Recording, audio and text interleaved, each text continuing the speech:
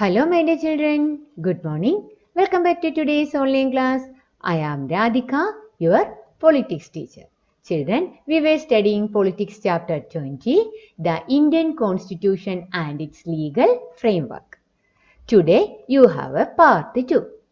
Today's your topic is the Constitution, governance and lawmaking.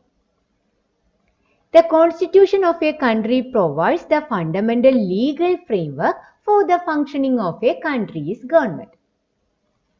For the functioning of a country's government, the constitution of the country provides the fundamental legal framework. Okay, children, the functioning of the country's government, the constitution of country provides the fundamental legal frameworks. That is why this constitution is considered as the primary source of all legislation. The constitution is considered as the primary source of all legislations. Let's see the significance of constitution. It provides the basic guidelines for governance.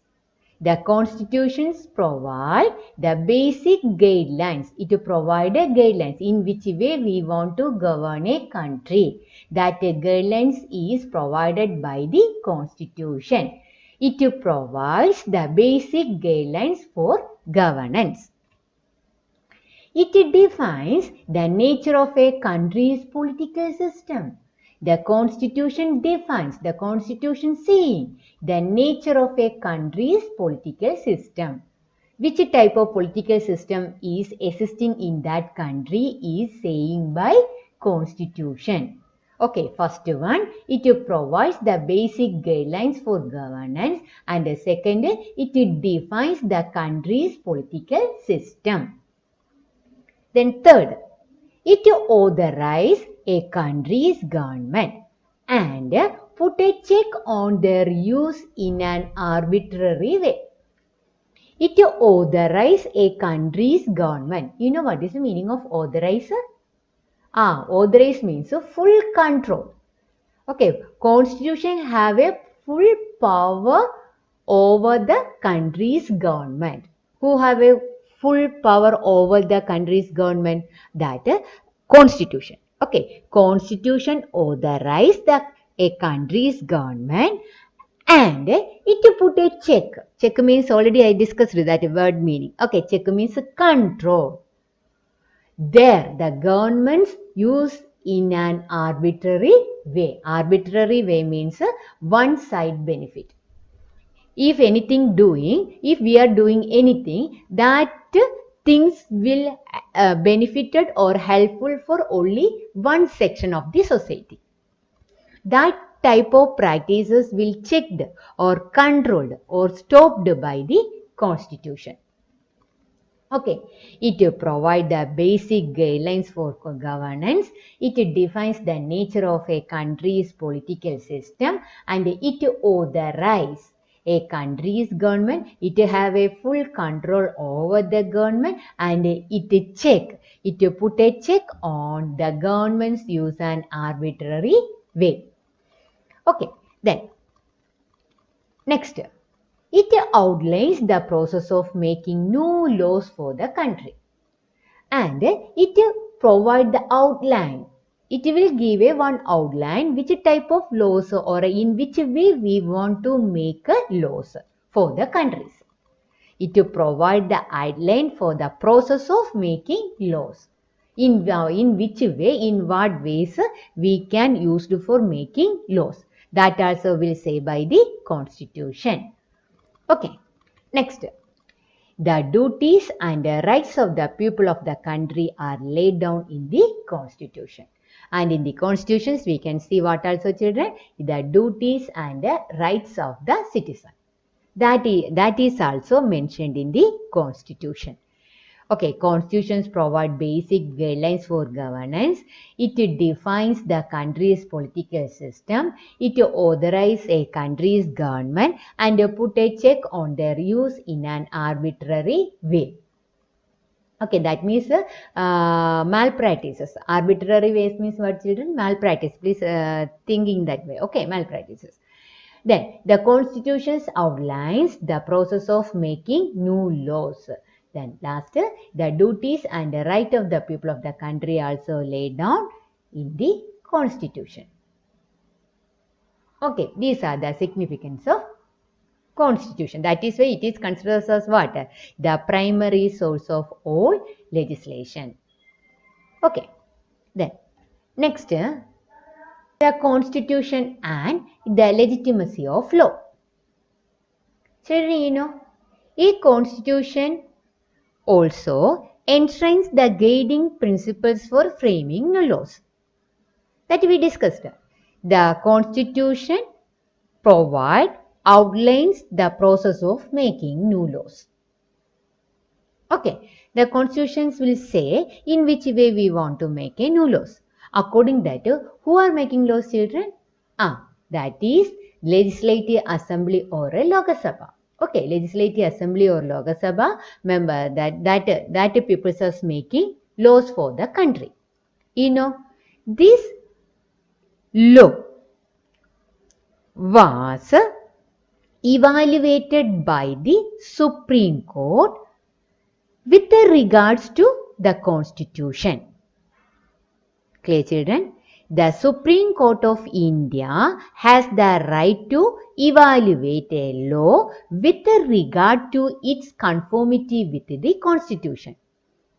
With the help of Constitution, the Supreme Court of India has a right to evaluate the law made by the Legislative Assembly. Clear, children? With the help of Constitution, the Supreme Court of India has a right to evaluate a law. Clear? Okay, the Supreme Court of India has a right to evaluate a law with regards to its conformity with the Constitution. If the law is against the spirit of Constitution, it is declared unconstitutional. If the Supreme Court find out that this law is against the spirit of Constitution, this is against the law of Constitution. Okay, that means that law is against the Constitution. If in that way, if the Supreme Court is realizing, they will declare that law as a unconstitutional. And this process is called judicial review. That process is called what, children? Judicial review. Okay, children. Judicial review. The Supreme Court of India has the right to evaluate a law with regard to its conformity with the Constitution. If the law is against the spirit of the Constitution, it is declared unconstitutional. This process is called judicial review. That means the Legislative Assembly are making laws, and that laws will checked by, supervised by Supreme Court of India with the help of Constitution. And the Supreme Court of India feel that this law is against the spirit of Constitution, they will declare, the Supreme Court will declare this law is unconstitutional. Unconstitutional means no need to follow that law. Clear? Obey that law. No need to obey the law. That is called unconstitutional. And this process, the Supreme Court supervising the laws and declaring this is the unconstitutional, everything. And that process is called judicial review. Clear, children? What is judicial review? The Supreme Court of India has the right to evaluate a law with regards to its conformity with the Constitution. If the law is against the spirit of the Constitution, it is declared as unconstitutional. This process is called judicial review. Okay. Next, fundamental rights. To guard against the misuse of power by the state, the constitution's makers decided to guarantee the people certain rights. To protect the people from misuse of power by the state, the constitutions guarantee certain right to people, and that rights are called fundamental rights. Clear, children? The constitutions guarantee certain right to people, and that rights, the which right guaranteed by the constitution is called fundamental rights. A constitutions guarantee the people certain right. The constitutions guarantee certain rights to people. These rights are known as what? Fundamental rights. The rights which are guaranteed by the constitution for the people is called fundamental rights. And you know why it is called as a fundamental? These rights are called fundamental because neither the legislature nor the executive can override them. That means the which right provided by the constitution are thus that right neither the legislature nor the executive can what? Override. Override means neglect or violate. Okay, that is why this is called what? Fundamental rights. These rights are called fundamental because neither the legislature nor the executive can override. Override means violate this right. Clear, children? No one have a right to violate these rights. That is why, no one have a right to deny the right of citizen. No one means who all are that? No one. That a legislature or the executive. The legislature or the executive have a no right to deny the right of the people. That is why these rights are called fundamental rights. Fundamental rights are inviolable rights. Inviolable rights means no one can violate these rights. No one can't say other citizen to don't follow that fundamental rights. That means this is the right of the citizen. Okay, children. Then, however, fundamental rights are not absolute. The Constitution imposes certain limits on the enjoyment of these rights in the interest of the society. In the events of national emergency, some fundamental rights can be suspended. That means if any emergencies are coming in our economy or in our country, what will happen, children? This fundamental right will suspended for a few days. That means on that time, the emergency declaring time, the citizen have no right to enjoy their fundamental rights. Otherwise, they can enjoy their fundamental rights. It will not. That means this right neither the legislature nor the executive can override, because these rights are inviolable rights. Okay. Next, the importance of laws. We are making laws. That means legislatures are making laws that is supervised by the Supreme Court. So many processes going on there. Then why we need laws? What is the importance of laws? To liberate our society from negative practices and customs. To liberate, to protect our society. Protect our, it is our, okay children? It is not a T, it is R. Okay. Okay, protect. Okay, to liberate our society from negative practices and customs. From the negative practices and customs, protect the nature. That is why we should need what? Laws. Okay. That means all of us want to live in a social and a political environment wherein we can freely pursue our goals without the fear of oppressions, injustice, and discrimination. However, it is impossible to have such an environment unless there is a certain mechanism to regulate our existence and pave the way for healthy and equal opportunities of growth. Okay, everyone want to live in a free society. But without any mechanism, we can't live in a free society. In the society, there are so many problems are there. Then how we can live in a free society? With the help of certain mechanism. That mechanism is called the law. Clear, children? What is the importance of law? To liberate our society from negative practices and customs. Okay, children. Then through that, here we can study one example. First one is dowry. Dowry system in our country. You know dowry. Is it, children?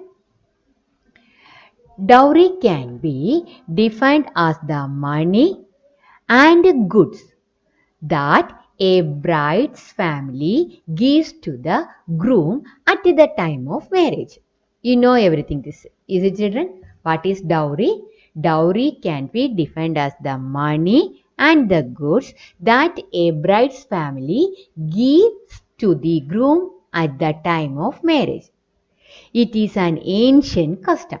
It is the ancient custom which continued to exist in some part of the world, mainly South Asia. This is called the dowry system. This dowry have a different name in different places of our country. You know, in India, dowry system has been practiced for long. With the passage of time, it became obligatory for the bride family to give a payment of cash or a gift to the bridegroom's family upon marriage. Now that means nowadays it is a unavoidable thing. If we thinking about a marriage, then suddenly the girl's family will give money to the boy's family. Clear, children? In all marriage we can see this because it is unavoidable practice in our custom. On many occasions, cases of violence has been reported for the non-payment of dowry. If the girl's family can't give a dowry to the boy's family, sometimes some violence will happen, children. Sometimes the boy's family will kill that girl. Okay, it is a good practice or a bad practice? It is a very bad practice. Okay, children, this is the negative practice and it is the negative customs. You know what is the importance of law? To liberate our society from negative practices and customs. Example is dowry system. Dowry system is the negative practices and negative customs. Then we should avoid that negative practices and custom from our land with the help of law. This is the importance of law. Okay. Okay, children. You know, according to the National Crime Records Bureau, crime against women rose from 21 in 2007 to 39 in 2016 every hour in India. Oh, what bad situation is it, children? In our country, there is a national crime record. There is a crime cases related with the dowry. That means in each hour, in a 1 hour, 21 cases are filing there related with the dowry. Okay, that is according to 2007, 21. In according to 2016, it increased 21 to 39 cases. In each 1 hour, these dowry cases has come to the police. Clear? Then, according to a report in India today, about 21 dowry deaths are reported every day across the nation, but only 34.7% of the accused are convicted. An unnatural death of the wife within 7 years of marriage is termed as dowry death. You know, children? That means the per day, how many dowry deaths are happening in our country? 27. In each day, 27 women are dying because of, that means the dowry death is happening in our country. 27 women are dying because of that dowry problem.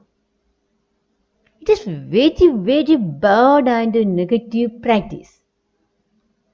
Okay, the people are dying, children. They are not dying. The boys' family are killing them. Okay, it is very, very bad. Okay, now you understand the importance of customs. Laws means to liberate our society from negative practices and customs. Then how we can do that? How we can remove that negative practices and customs from our society? With the help of law. That law is supervised by constitution, that is the important. Okay, not only that, children, you know because of this dowry system, there is a sex selections and sex determinations also there. Sex selection means the parents also want only boys. They didn't want a girl child because they know if they can't give a dowry, then what will happen? The girl child will face a problem. The parents can't see that the girl is facing problem. You see, that is why before giving birth to a child, they are testing it is a boy or girl. If it is a boy, then they are very happy. Or if it is a girl, they try to kill him. At the pregnancy time itself, children, that child is not born. In our stomach itself, we are killing that. That is abortion. We are aborting that child if it is a girl child. Because of this dowry system. Children, are you thinking this is a good practice? No, it is not a good practice. With the help of law, we should remove these negative practices from our society.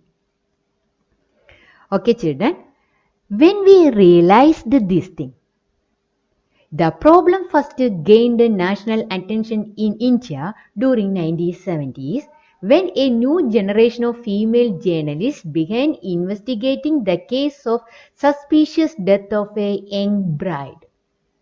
Okay, we are following this, but which time it give a national attention? When which time onwards we are thinking about a law against the dowry system? There is a one incident is there. There is a one female journalist behind to investigate the case of suspicious death of a young bride. Suspicious death, Okay, that things led to and that investigations revealed a dangerous phase, children.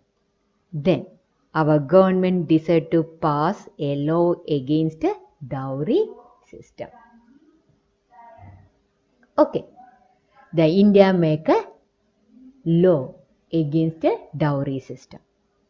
Clear? Okay. Dowry laws in India. Dowry Prohibition Act 1961. In 1961, our government passed one act, Dowry Prohibition. Prohibition means we completely avoided from our land. In 1961, children here, 1961 our government said, and our government made a law for the prohibition of dowry. Don't give a dowry to boys and don't ask a dowry from girls. Okay, children, but please look in your families, in your neighbors or in your relatives. They are not giving dowry. Yes, children, now also we are practicing. This is the problem of us, is it? We should take initiative. We should take a pledge. We should take oath. We should take a decision. If a girl, that girl should take one decision. I will not give dowry. And the boy should take a one decision. I will not collect any dowry from girl. Clear? Okay, let's see. Dowry Prohibition Act in 1961. The payment of dowry was prohibited by the passing of the Dowry Prohibition Act in 1961. Okay, we stopped the diary. Dowry Prohibition Act in 1961. The payment of dowry was prohibited. Don't give a dowry. The payment of dowry. That means the girl's family don't give a dowry to the boy's family. And the boys family don't ask any dowry from girls family also. Okay. Subsequently, section 304B, 406 and 498A of the Penal Code have been enacted to make it easier for the wives to seek uh, redressal for wrongful act perpetrated by the in-laws. Okay, children. The Dowry Prohibition Act passed in 1961. Subsequently, there are some sections also came according to 304B, 406 and 498A. The penal code have been enacted. Penal code means criminal cases. Okay, we have two type of cases, criminal and civil case. Civil case means it is a silly cases, but the dowry case is a penal code case. That means it is a criminal case, like I say killing a person. Okay, the penal code have been enacted. That means these another sections also they added along with this act. Okay, which all are the section 304B, 406 and 948A of the penal code here have been enacted to make it easier for the wife. Okay, make it easier for the wife to seek redressal for redressal means that means remedy or compensation. Okay, that means the wife to seek remedy for what? The wrongful act. Wrongful act means a bad act. Okay, the bad act perpetrated by the in-laws. In-laws means who? Mother-in-law. Clear, children? If the mother-in-law is doing any bad thing to the son's wife, then there is some sections are there. Those will get a punishment. Not only the husband will get it, the husband mother also will get it. That acts are called that acts are 304B, 406, 498A. And this dowry related case is considered as a criminal case. Okay. Then one more also there. Protection of Women from Domestic Violence Act. Okay, children. First we said a wife. Okay, dowry case facing those wives are facing. Then second, protection of women from. In this case, all women. It may be wife or other woman without marriage person. Okay. Protection of Women from Domestic Violence Act 2005. This is another important act passed by our government. Protection of Women from Domestic Violence Act. A civil remedy was enforced. Here is a civil remedy. Clear? First we discussed about a dowry case. Now we protect a woman from domestic violence. The children also facing domestic violence, sometimes from the parents. Okay, the parents, father and mother simply beating the child without any reason. This is called a domestic violence. Then auntie and uncles also simply disturbing. And like that, if the women are facing problem, not only from the husband, from all family members. Okay. And this is a civil remedy. It is a civil case only. Okay. A civil remedy was enforced in 2005 to protect a woman against any harassment, including those inflicted by her husband or in-laws for dowry. These are also coming there. Husband also coming here. Mother-in-laws also. Brother-in-laws also coming. Anyone. Okay. And this act also passed. Protection of Women from Domestic Violence Act. Clear, children? Okay, children, I am going to stop here. See you next time. Have a nice day. Thank you.